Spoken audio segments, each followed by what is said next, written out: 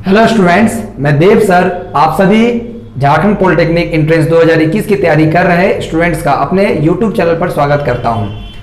आज हमने कोशिश की है प्रीवियस ईयर 2018 के क्वेश्चंस को लेकर, जो कि मैथमेटिक्स में पूछे गए हैं 50 क्वेश्चंस, उसे जल्द से जल्द कम समय में हम कैसे सॉल्व कर पाएंगे ये बताने की कोशिश की है। और आपको बहुत अच्छा इसका बेनिफिट मिलेगा। आगामी जो परीक्षा 26 सितंबर 2021 को होने वाली है, उस परीक्षा में आपको एक बेनिफिट मिल जाएगा, एक फॉर्मेट मिल जाएगा हमारे इस वीडियो से। चलिए हम कोशिश करते हैं उस 50 क्वेश्चंस को जल्द से जल्द कैसे सॉल्व करते हैं उसकी कोशिश करते हैं। चलिए देखिए, पहला नंबर क्वेश्चन जो है, mister A and miss B are friends. दो लोग हैं जो कि आपस में दोस्त हैं, ए और बी। ठीक है, ये क्वेश्चन प्रोबेबिलिटी का है। इनका प्रोबेबिलिटी निकालना है कि दोनों का जो बर्थडे है वो डिफरेंट होना चाहिए, यानी कि the probability that they both will have different birthday.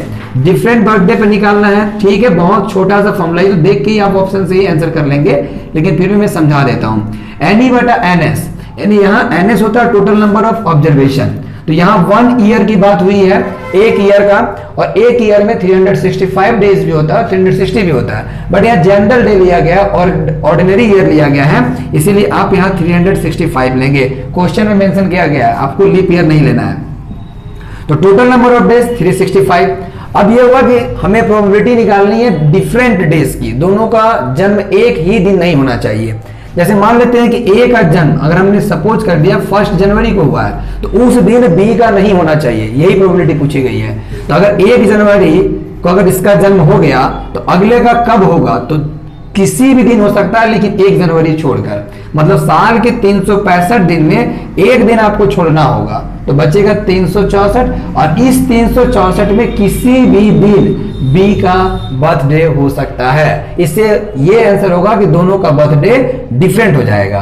तो आपके पास देख रहे हैं कि ऑप्शन कितना बन रहा है, 364 का, तो आप 364 यहां लिखेंगे और ये हो जाएगा आंसर। ये हुआ डिफरेंट डे का। अगर बोलता सेम डे, अगर क्वेश्चन में अगर दिया रहता कि सेम डे में आप फाइंड आउट करें, यानी डिफरेंट नहीं सेम होता, तब आपको यहाँ पर 1 करना पड़ता। 1 जनवरी का इसका भी होना चाहिए, बात समझ में आया। लेकिन यहाँ डिफरेंट पूछा है, तो 364 बाय 365 कर देंगे। ठीक है, अब हम आते हैं क्वेश्चन नंबर 2 पे। क्वेश्चन नंबर 2 भी काफी आसान क्वेश्चन है। Empirical relationship between the 3 measures of central tendencies. 3 major tendency, जो सेंट्रल मेजर टेंडेंसी होती है वो एस्थेटिक्स में होती है मीन, मोड और मीडियन, ये होता है। तो इन तीनों के बीच में क्या रिलेशन होता है, तो रिलेशनशिप आप एनसीईआरटी के बुक्स में भी देखे होंगे, और जब स्टैटिस्टिक्स पढ़ रहे होंगे तो आपको बताया गया होगा। 2 मीन और 1 मोड इक्वल टू होता है 3 मीडियन। बस यही तीनों के बीच में रिलेशनशिप होता है। तो ये आपका हो जाएगा आंसर। सिर्फ रिलेशनशिप पूछा गया है, इसलिए आंसर इतना ही रखेंगे। ठीक है, इसे नोट डाउन करें। चलिए देखते हैं अब क्वेश्चन नंबर 3 को। ठीक है, क्वेश्चन नंबर 3 में क्या कहा जा रहा है, कहा जा रहा है अ कोन ऑफ हाइट 24 सेंटीमीटर। एक कोन है आपका जो कि 24 सेंटीमीटर हाइट का है। तो ये आप हाइट ले लेंगे यहाँ h, और ये हो जाएगा r। तो चलिए इसका h लिखिए। h की वैल्यू दी गई है 24 सेंटीमीटर, ये कोन है, और रेडियस ऑफ बेस यानी r की वैल्यू दी गई है 6 सेंटीमीटर। ये हो गया त्रिज्या, ये ऊंचाई और ये त्रिज्या। हिंदी वाले के लिए हम हिंदी बोल देंगे, देख लेंगे आप। h इक्वल टू हो गया 24। ये अब कहा गया क्वेश्चन में क्या, radius of base 6 centimetre is made of modelling clay a child reshapes it in the form of a sphere. यानी कि इसी कोन को कन्वर्ट कर दिया गया एक स्फीयर में। ठीक है, स्फीयर में बदला गया, और बोला गया कि जब कन्वर्ट किया जाता है तो उस स्फीयर का रेडियस बताइए। तो नहीं पता है यार, तो ये इसी से कन्वर्ट हुआ है, इसलिए इसका रेडियस या जो भी डायमेंशन है सब चेंज हो जाएगा। केवल चेंज नहीं होगा तो वॉल्यूम, क्योंकि दो आकृतियां एक दूसरे में जब कन्वर्ट होती हैं तो सारी चीजें उनकी कन्वर्ट हो जाती है, लेकिन उनका वॉल्यूम नहीं चेंज होता है। तो इसका जो वॉल्यूम होगा, यानी वॉल्यूम ऑफ स्फीयर जो होगा वो वॉल्यूम ऑफ कोन के बराबर ही होगा, क्योंकि उसी से बना है।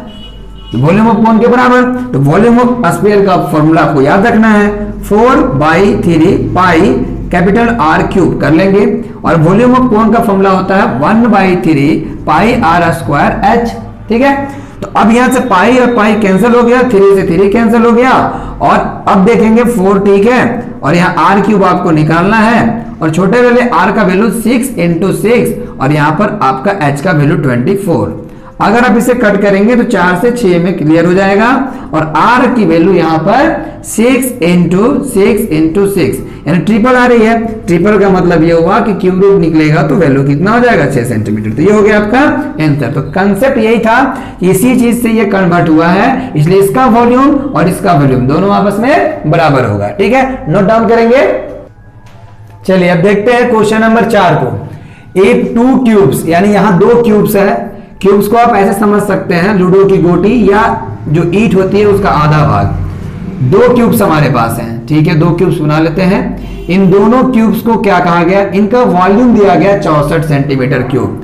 तो वॉल्यूम ऑफ कोन क्यूब जो होता है वो है 64 सेंटीमीटर क्यूब दिया हुआ होता है ए क्यूब, आप लोग जानते हैं। तो ए निकालेंगे तो √64, यहां 3 करेंगे तो यहां हो जाएगा आपका 4 × 4 × 4, यहां पे से फैक्टर कर लेंगे, 4 चौक 16 चौक 64।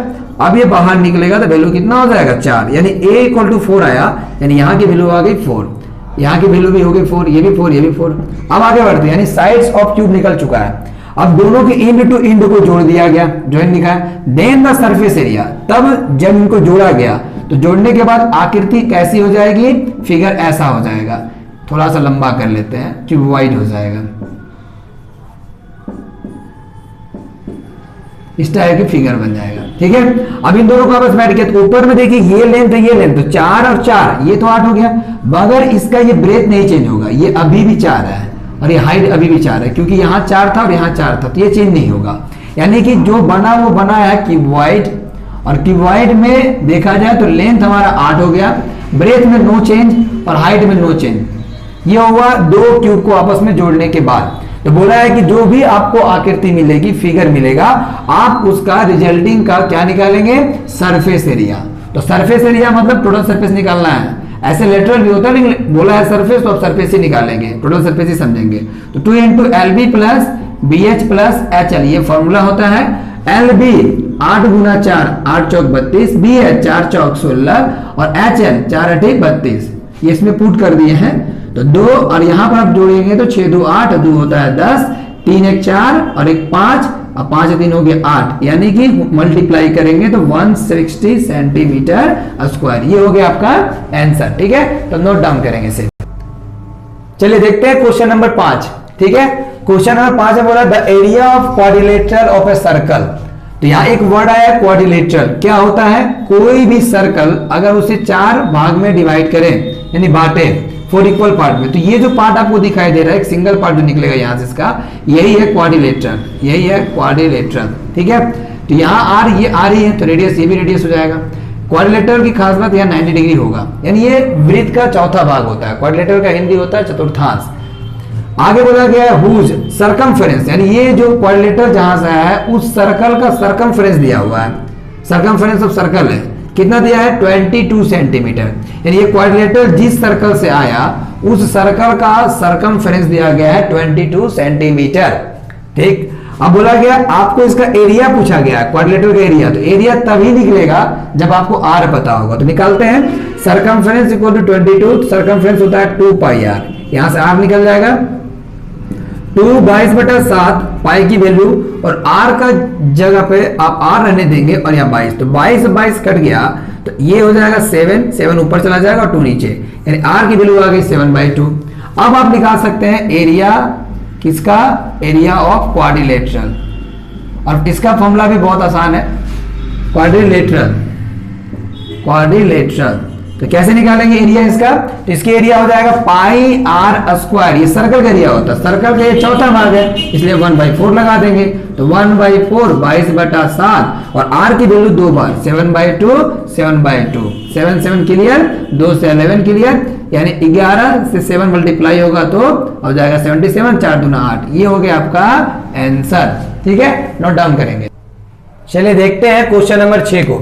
ये आपका ज्योमेट्री से क्वेश्चन है, सर्कल है। कहा गया इन द फिगर, इस फिगर को देखिए, इफ अगर TP एंड TQ तो यहां टीपी एंड टीक्यू क्या है, टेंजेंट्स है। टेंजेंट्स क्या होता है थोड़ा सा हम बता देते हैं। ये एक सर्कल है, उस सर्कल पे एक लाइन ड्रॉ करना है जो कि सर्कल को सिर्फ एक पॉइंट पे टच करे, इसे कहते हैं टेंजेंट। ठीक है, तो टू अ सर्कल, इस सर्कल पे टेंजेंट खींचा गया, यानी पीटी क्या है, टेंजेंट, टीपी टीक्यू क्या है, टेंजेंट, और एक ही पॉइंट से खींचा गया है, तो ये दोनों लेंथ आपस में इक्वल भी होता है। थ्योरम आप लोगों ने पढ़ा हुआ क्लास 10th में। ठीक है, टेंजेंट हो गया। आगे बढ़ते हैं, सेंटर ओ है, ठीक है, यहां 110 दिया गया है, आपको ये पीटी क्यू निकालना है। तो देखिए ये एंगल और ये एंगल दोनों का सम ऑलवेज 180 डिग्री होगा। अगर किसी के दिमाग में चल रहा होगा क्यों होगा, तो मैं उसका आंसर बता देता हूं। ठीक है, ऐसे कॉम्पिटिटिव एग्जाम में आपको इतना एक्सप्लेन करने की जरूरत नहीं है, तुरंत सॉल्व करेंगे, लेकिन फिर भी मैं बता देता हूं। देखिए यहां ये सेंटर है और ये टेंजेंट आ रहा है, तो जब भी सेंटर से कोई टेंजेंट आता है तो ऑलवेज यहां 90 डिग्री बनता है। ये थ्योरम है क्लास 10th में। तो यहां 90 डिग्री बन ही रहा है निश्चित रूप से, यहां भी 90 बन ही रहा है, तो 90 90 होता है 180। और ये है क्वाड्रिलेटरल, 4 साइड है, 1 2 3 4 क्वाड्रिलेटरल चतुर्भुज है। तो 360 में तो ये 90 90 180 माइनस हो गया, तो बचा कितना, 180। तो वो 180 क्या होगा, इन्हीं दोनों का तो सम होगा, इसीलिए इन दोनों का सम 180 होता है। ठीक, तो पीटी क्यू क्या होता है, पीटी क्यू का वैल्यू कुछ दिया है नहीं, ये तो निकालना है, और इसका वैल्यू हमें दिया गया 110, 180। तो अब यहां देखेंगे एंगल पीटी क्यू अगर निकाला जाए तो वो उधर जाकर माइनस होगा, 180 में से 110, तो आंसर हो जाएगा आपका 70 डिग्री। ठीक, ये हो गया आंसर, इसे आप लोग नोट डाउन करेंगे। और एक बात ध्यान रखेंगे कि देखिए एग्जाम में इतना आपको एक्सप्लेन करना नहीं है, जैसे क्वेश्चन आपको मिलेगा आपको याद रखना है कि इन दोनों का सम 180 होता है, 180 में 110 यही है, सीधा 180 में से आप 110 क्या कर लेंगे, माइनस कर लेंगे और डायरेक्ट आंसर 70 करेंगे। यानी ये करने में आपको 5 सेकंड भी नहीं लगेगा, इसलिए इस क्वेश्चन में आपका समय भी बचेगा। ठीक है, चलिए नोट डाउन कीजिए। चलिए देखते हैं question number 7। The angle of elevation of the top of A tower from a point on the ground which is 30 meter away from the foot of the tower is 30 degree then the height of the tower। इस question को पढ़कर पहले आपको figure draw करना होगा, जो कि इसके लिए बहुत जरूरी होता है इस चैप्टर के लिए। तो देखिए यहां पर ध्यान देते हैं क्या बोला गया है। तो यहां बोला गया है कि एक टावर है, देखिए टावर लिखा गया, टावर है, एंगल ऑफ एलिवेशन मतलब नीचे से ऊपर, तो यहां ग्राउंड से कुछ दूरी पर, यानी इस पोल से कुछ दूरी पर, कितनी दूरी पर, देखिए कुछ ना कुछ मेंशन किया होगा, देखिए यहाँ 30 मीटर, 30 मीटर डिस्टेंस से एंगल ऑफ एलिवेशन इसके टॉप का बन रहा है, यही बोला गया। कितना डिग्री बन रहा है ये भी इसमें मेंशन किया गया होगा, देखिए कितना 30 डिग्री है, यानी 30 डिग्री बन रहा है। तो आपसे पूछा गया हाइट ऑफ द टावर, यानी ये निकालना है, तो आप आसानी से इसे निकाल सकते हैं। ऐसे क्वेश्चन को सॉल्व करने के लिए आपको साइन थीटा, कॉस थीटा और टेन थीटा से फॉर्मूला मिलता है। साइन होता है p बाई एच, कॉस होता है b बाई एच और टेन होता है p बाई बी। अब देखेंगे थीटा के ठीक सामने वाला परपेंडिकुलर होता है और ये होता है बेस। तो परपेंडिकुलर और बेस, परपेंडिकुलर और बेस की बात हो रही है, हाइट हाइपोटेनस की तो बात ही नहीं हो रही है, h4 यहाँ हाइट है, हाइपोटेनस की बात ही नहीं हो रही है, तो हाइपोटेनस वाला फॉर्मूला छोड़ देंगे, यहाँ पे हाइपोटेनस छोड़ देंगे, यानी आपको पकड़ना है p बाई बी वाला। इसलिए आप यहाँ लगाएंगे टेन थीटा, थीटा कितना डिग्री है, 30 डिग्री। परपेंडिकुलर की जगह पे आप लिखेंगे h और बेस की जगह पे लिखेंगे 30, और अब h का वैल्यू निकालेंगे तो 1/√3 होता है, h की वैल्यू निकालना है 30, ये इससे मल्टीप्लाई होकर h√3, यहाँ 30 और h निकालना है तो 30/√3। इसे रेशनलाइज कर लेंगे, रेशनलाइज करके आंसर देंगे। ठीक है, आंसर यहाँ आ चुका है बट रेशनलाइज कर लेंगे, तो यहाँ 30√3 और √3 होता है, कट करेंगे तो फाइनली आंसर निकल कर आएगा 10√3 मीटर। तो इसमें मेन पॉइंट ये था, ये फिगर आपने सही से ड्रॉ किया तो आंसर भी आ जाए। एलिवेशन बोले तो नीचे से ऊपर, नीचे से ऊपर, नोट डाउन करेंगे। चलिए देखते हैं क्वेश्चन नंबर 8। अब ट्रिग्नोमेट्री के क्वेश्चन है, अब इसको सॉल्व करके आंसर लाना है सिंपलेस्ट फॉर्म में। तो सेक ए का फॉर्मूला क्या होता है, तो सेक ए का फॉर्मूला होता है 1/cos ए, क्योंकि सेक का रेसिप्रोकल कोस होता है, 1/cos करेंगे। टेन ए का फॉर्मूला होता है sin a by cos A, formula थोड़ा इसमें लर्न करना होगा। ठीक है, और यहां हो जाएगा 1 - sin ए। अगर ट्रिग्नोमेट्री में प्रॉब्लम आपको है तो मैं इसके लिए स्पेशल वीडियो बनाऊंगा, आप हमारे चैनल पे जाकर वहां से ट्रिग्नोमेट्री के अपने कंसेप्ट को क्लियर कर लेंगे। ठीक है, अभी तो हम लोग नजदीक है परीक्षा, तो सिर्फ क्वेश्चन देखेंगे कैसे सॉल्व करना है। तो cos a दोनों का हो गया 1 + sin a, यहां हुआ, और यहां हो गया आपका 1 - sin a। ठीक है, अब देखिए a + b a - b formula होता है, a का स्क्वायर करेंगे और यहाँ b का स्क्वायर करेंगे, ए स्क्वायर माइनस बी स्क्वायर। अब ये हो गया कोस ए, तो 1 माइनस साइन स्क्वायर ए क्या होता है, कॉस स्क्वायर ए होता है, और यहाँ हो जाएगा कॉस ए, तो कॉस कॉस कट गया, तो फाइनली हमारा आंसर आया कॉस ए। तो ये हो गया हमारा आंसर। यहाँ ध्यान रखेंगे ए प्लस बी ए माइनस बी, फॉर्मूला होता है a square minus b square, इसका स्क्वायर करेंगे और इसका भी स्क्वायर। इसमें आते हैं, देखिए इस ऐसे क्वेश्चन में खास बात होती है कि इन दोनों को जोड़ के 90 दिखता होगा, तभी क्वेश्चन को सॉल्व करेंगे। देखिए 63 27 जोड़ेंगे तो 90 हो जाएगा। तो ऐसे क्वेश्चन को सॉल्व कैसे करते हैं, तो साइन स्क्वायर 63 रहने दें, इसे चेंज कर दें, दोनों में से कोई भी चेंज कर सकते हैं, हम इसे चेंज कर रहे हैं। 90 में से कितना माइनस करेंगे, 27 आएगा। देखिए सामने दिख रहा है 63, अब 63 माइनस कीजिए, ऑटोमेटिक 27 आ जाएगा। अब आगे बढ़ेंगे, sine square 63 sine 90 minus theta, पढ़ाया गया फॉर्मूला कोस स्क्वायर 63 डिग्री। अब देखिए दोनों मैच कर गया, दोनों मैच किया, और साइन और कॉस, तो फॉर्मूला होता है sign square theta plus cos का थीटा, वैल्यू कितना होता है 1, तो यहाँ इसका आंसर हो जाएगा 1। यहाँ फॉर्मूला लग रहा है sign square theta plus cos square theta बराबर 1, ये फॉर्मूला है, ठीक है, इसका यूज करेंगे। इसके बाद यहाँ पर इस तरह के क्वेश्चन को ऑप्शन से हिट करेंगे तो ज्यादा अच्छा रहेगा। जैसे इस क्वेश्चन में हमें ए की जगह पे कौन सा वैल्यू रखना है, तो हमने मान लिया 0, हमारे पास 4 ऑप्शन होंगे। पहला ऑप्शन ही आप देखेंगे क्वेश्चन में कि 0 दिया गया है, और ये एनसीईआरटी की क्वेश्चन है क्लास 10th की, आपने एनसीईआरटी में पढ़ा भी होगा इसे। तो हमने मान लिया ए बराबर 0, चेक करते हैं, साइन 2 इंटू 0 2 साइन, यहाँ 0 करेंगे तो यहाँ हो जाएगा साइन 0, और यहाँ हो जाएगा साइन 0 की वैल्यू होती है 0, ठीक है, साइन 0 0, यहाँ भी 0 हो गया, यानी दोनों आपस में बराबर आ गया। इसका मतलब ए बराबर 0 क्या है, राइट आंसर है। तो इसको हम लोग क्या करेंगे, ऑप्शन से ही हिट कर लेंगे, ठीक है, ये से आप नोट डाउन करेंगे। चलिए क्वेश्चन नंबर देखते हैं 11 में कहा जा रहा है इसे सॉल्व करना है, ठीक है, a plus B A minus B, formula होता है ए स्क्वायर। इसके पीछे वाले क्वेश्चन देखे हैं, तो 1 का स्क्वायर करेंगे और माइनस देंगे और b का स्क्वायर करेंगे। याद रखिएगा a plus B A minus B, formula होता है a square minus b square, formula होता है। तो यहाँ 1 square minus sine square theta, यहाँ जाएंगे, यहाँ भी 1 का स्क्वायर करेंगे माइनस कॉस का स्क्वायर करेंगे, तो कॉस स्क्वायर थीटा, दोनों में a plus B minus B का फॉर्मूला लगाया, तो 1 माइनस साइन स्क्वायर का फॉर्मूला होता है कॉस स्क्वायर थीटा, और 1 माइनस कोस स्क्वायर होता है साइन स्क्वायर थीटा, ठीक है। कॉस बाई साइन फॉर्मूला होता है कॉट स्क्वायर थीटा, और अपने पास कॉट का वैल्यू तो दिया हुआ है, तो कॉट कितना दिया हुआ है 7/8, इसका स्क्वायर करेंगे, तो 7 का स्क्वायर 49 और 8 का स्क्वायर 64, ये हो गया अपना आंसर। नोट डाउन करेंगे।